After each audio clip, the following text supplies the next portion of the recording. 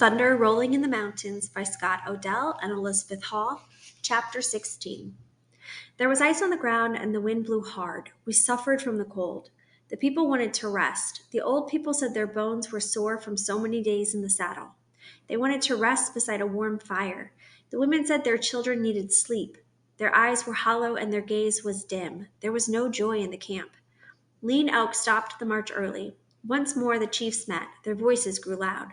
"We must keep going," said Lean Elk. "When we cross the Bear Paw Mountains, we will come to the old lady's country. In 3 suns I will take us to Sitting Bull."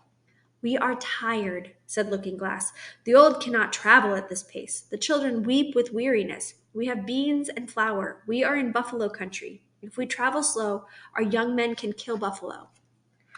Whitebird got to his feet. "Looking Glass speaks foolish words," he said. "Until we leave this country, we are hunted by bluecoats."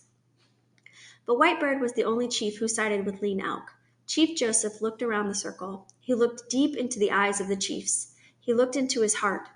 "I fear for the lives of the old people," he said, "and I fear for us all. If we go fast, our ponies may wear out. Their hooves are tender and some limp. If we go slow, we may be caught by the bluecoats."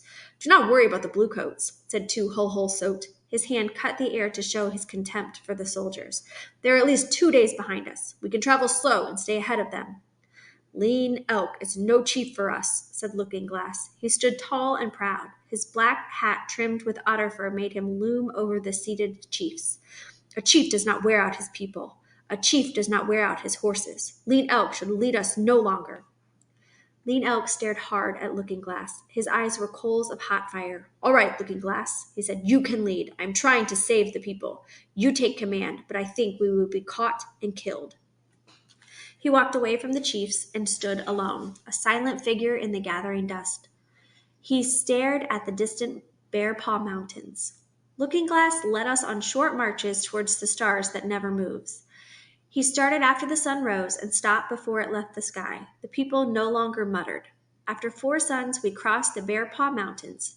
We were close to the land of Sitting Bull. We traveled through a barren valley with no trees. Sagebrush grew here, but the long grass had frozen and was brown. It bent in the cold wind. We had been riding for a short while when Swan Necklace came back from the trail ahead. He said the scouts had killed buffalo. The meat waited for us in a cove beside a stream. The sun was overhead when we reached the grasslands where the meat lay. Looking Glass said we would rest here until morning. Lean Elk said we must keep going. This was a bad place to camp. Soldiers could sweep down on us from either side, but Looking Glass said our horses needed more rest. We would stay.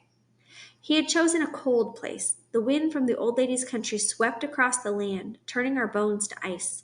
We had no teepees because we had left all of our poles at Big Hole. The children huddled in deep ravines beside the creek while we made shelters with buffalo skins and canvas. There was no wood, but many buffalo chips lay on the ground. They burned well. Soon fires blazed across the camp. We ate roasted buffalo until we could hold no more.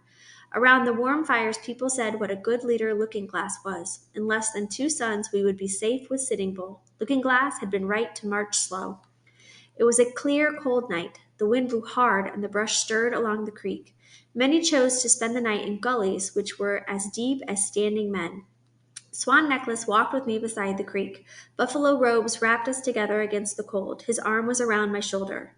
"Do not look so sad," he said. "Soon we will be safe. Then my father will let the marriage go forward." "When you finish our marriage blanket," I said. "It seems strange to be talking about something besides the bluecoats behind us." "That will be soon," he said.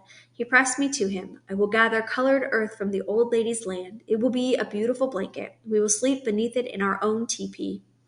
The words were like honey to my ears, yet I was not at peace. I feared that Lean Elk was right. A misshapen moon streaked with red rode low in the eastern sky. I wondered if the ugly moon was a warning from the Great Spirit. Was it blood I saw on the rising moon? That night I lay awake worrying about the soldiers. I heard the ponies moving about. They were restless. I was restless too. I trembled at the thought of what the morning might bring.